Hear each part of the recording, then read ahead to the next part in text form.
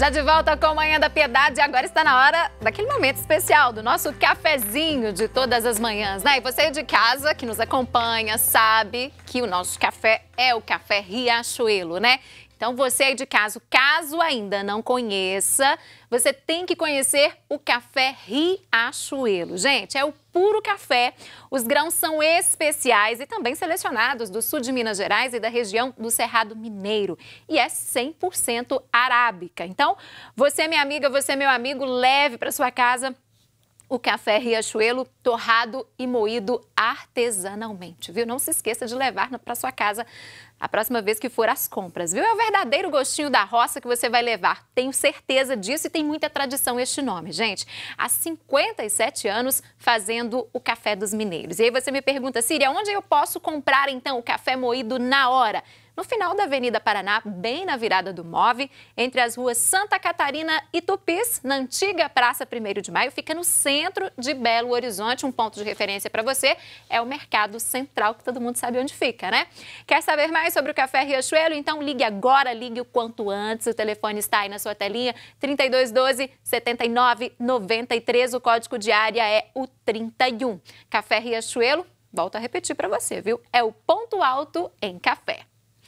Vamos falar do Papa Francisco? Pois é, em sua última audiência, o nosso querido Papa falou sobre as experiências das primeiras comunidades cristãs, né, da unidade entre os cristãos e também sobre a comunhão a partir do corpo e do sangue de Cristo, que é uma união fraterna, né? Então convido você, nesta quarta, vamos ouvir o que diz o Papa.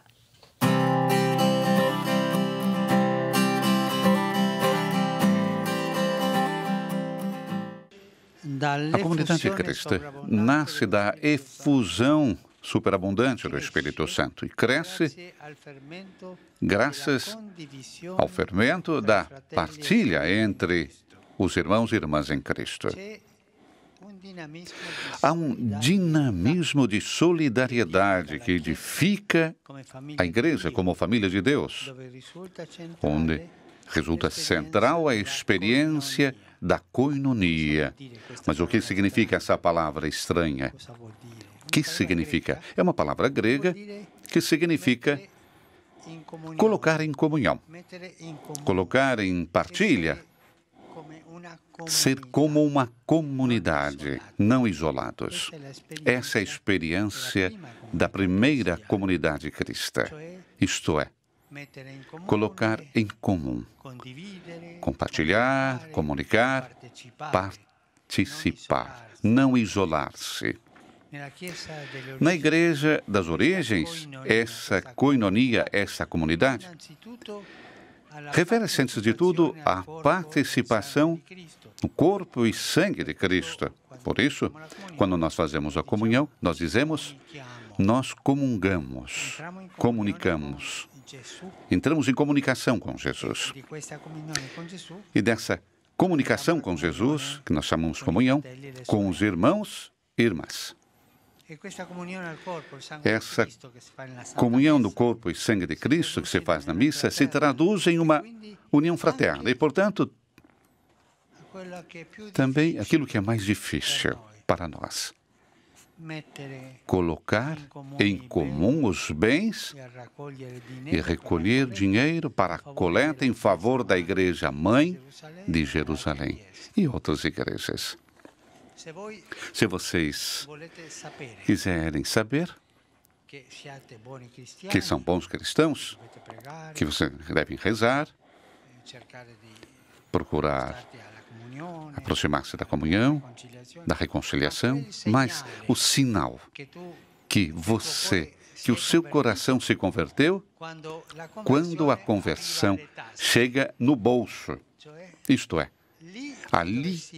aí é onde você vê se alguém é generoso com os outros, se ajuda os mais fracos, os mais pobres, quando toca o seu interesse, quando a conversão chega ali. Você está certo. É uma verdadeira conversão. Se é somente fica nas palavras, nos gestos, não é uma boa conversão. A vida eucarística, as orações, a pregação dos apóstolos e a experiência da comunhão fazem dos fiéis dos crentes, uma multidão de pessoas que têm um coração, como diz o Atos dos Apóstolos, um só coração e uma só alma, e que não consideram sua propriedade aquilo que possuem, mas colocam tudo em comum. É forte como modelo, hein? Para nos ajudar a sermos generosos e não avarentos. Por esse motivo, entre eles, ninguém tinha necessidade, porque tudo aquilo que eles possuíam campos, casas, eles vendiam. Tudo que recolhiam, aquilo que tinham vendido, colocavam aos pés dos apóstolos. Depois, tudo era distribuído a cada um segundo a sua necessidade. A igreja teve esse gesto dos cristãos que tiravam aquilo que tinha a mais, aquilo que não era necessário para dar àqueles que tinham necessidade. E não somente mas também o tempo. Quantos cristãos, aqui na Itália, por exemplo, quantos cristãos fazem o voluntariado? Isso é muito bonito. É comunhão, é partilhar o meu tempo com os outros, para ajudar aqueles que têm necessidade. E assim, o voluntariado, as obras de caridade, as visitas aos enfermos, sempre é partilhar com os demais. E não procurar somente o próprio interesse.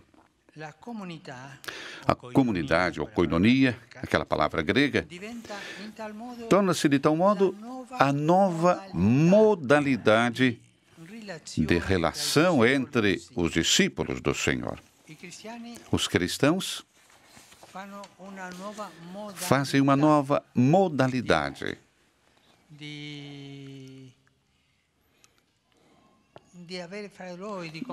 de comportar-se. É a modalidade. Uma modalidade. Deixa ela tranquila. Deus fala através das crianças. A modalidade cristã é uma criança que vai até a frente do Santo Padre. A tal ponto que os pagãos olhavam os cristãos e diziam: olhem como eles se amam. O amor era a modalidade, mas não o amor de palavras, fingido, de obras, de ajudar um ao outro. O amor concreto, a concretude do amor. O vínculo com Cristo instaura um vínculo entre irmãos que conflui e se exprime também na comunhão dos bens materiais. Essa amabilidade, esse estar junto, esse amar-se assim, é um sinal que chega também ao bolso, a tirar tudo daquilo que se impede de dar o dinheiro aos outros, indo além do seu interesse. Ser membros do corpo de Cristo torna os crentes corresponsáveis uns dos outros. Isso nós sempre pensamos a isso. Ser crente em Jesus nos torna todos nós corresponsáveis uns dos outros. Olha isso não me importa. Não podemos fazer isso. Aquela pessoa tem um problema, a casa sua está passando por essa dificuldade de família. Eu tenho que rezar. Não devo ser indiferente. Isso significa ser cristão.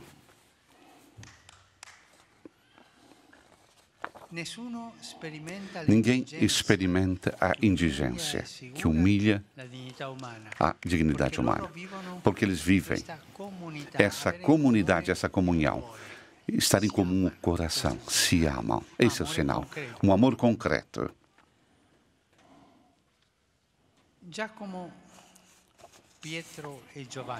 Tiago, Pedro e João, que são os três apóstolos, como as colunas da igreja de Jerusalém, estabelecem de modo comum que Paulo e Barnabé evangelizem os pagãos, enquanto eles, os judeus.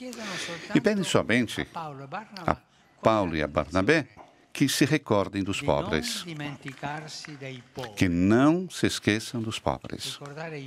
Recordar os pobres. Não só os pobres materiais, mas os pobres espirituais. Pessoas que têm problemas, que têm necessidade da nossa proximidade.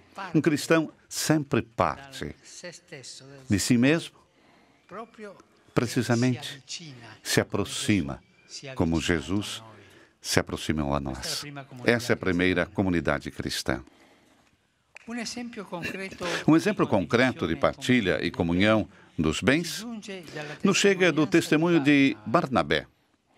Ele possui um campo e o vende para entregar o que recolheu os apóstolos. Mas, ao lado do seu exemplo positivo, aparece um outro muito negativo.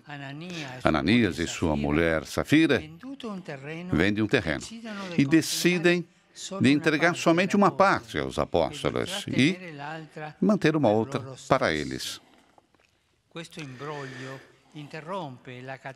Isso interrompe a cadeia de partilha gratuita, serena e desinteressada. E as consequências são trágicas, são fatais. O apóstolo Pedro desmascara e tira a máscara de Ananias e a sua fraude e diz: porque Satanás encheu seu coração para que mintas ao Espírito Santo e retenhas uma parte do preço da propriedade.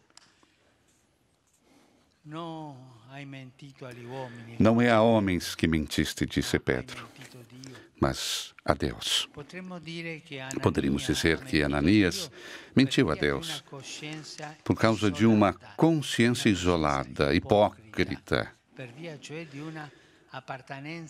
por pertencer a uma eclesiologia, uma eclesial negociada, ou seja, parcial, oportunista. Pior inimigo dessa comunidade cristã, a esse amor cristão, fazer de conta de que se quer bem, mas procurar somente o próprio interesse. Faltar com a sinceridade da partilha, de fato, ou do amor, significa cultivar a hipocrisia, distanciar-se da verdade, tornar-se egoístas, apagar o fogo da comunhão e destinar-se ao gelo da morte interior. Quem se comporta assim passa pela igreja como um turista. Existem tantos turistas na igreja que estão sempre em passagem, mas nunca entram na igreja.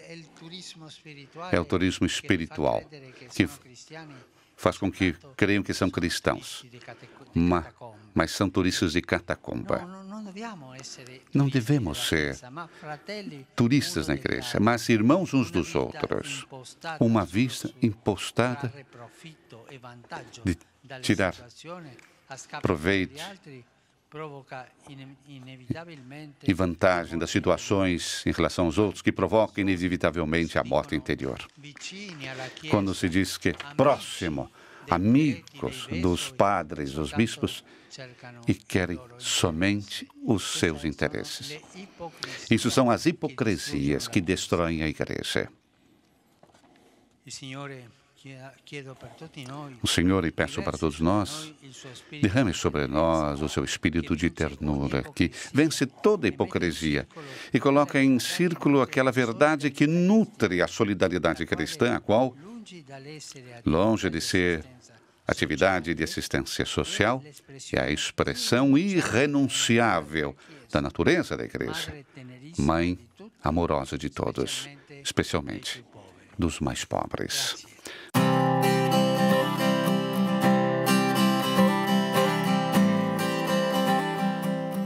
Bom, então, como nos disse aí o nosso querido Papa Francisco, uma verdadeira conversão é provada quando toca o interesse do homem, né? E é uma verdadeira conversão, gente, ela não fica só nas palavras, não, viu?